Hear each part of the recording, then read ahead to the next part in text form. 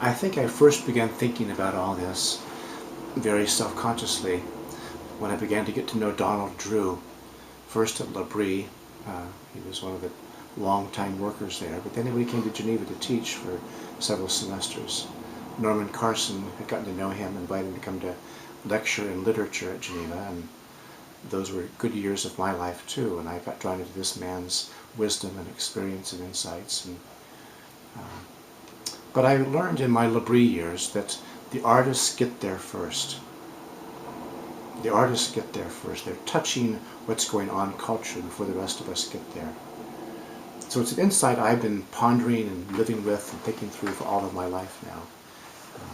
Years later, I would put it like this: the culture's upstream from politics. The culture's upstream from politics. So while politics is important, it's an important part of the work of the world.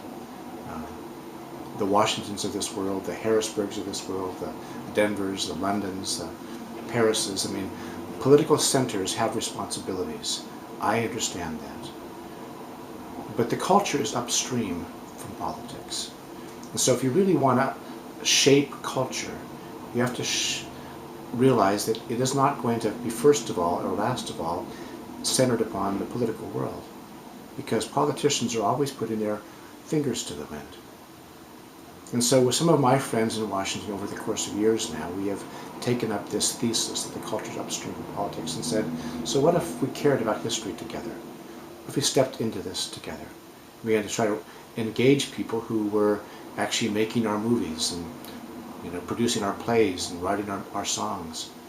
What if we actually engage them rather than saying, curse Hollywood, curse Nashville, curse New York, it's a dark place? What if we found people who would be willing to think and talk and dream and work together over time to actually try to, as I would put it, to sing songs shaped by the truest truths of the universe, but in language the whole world can understand?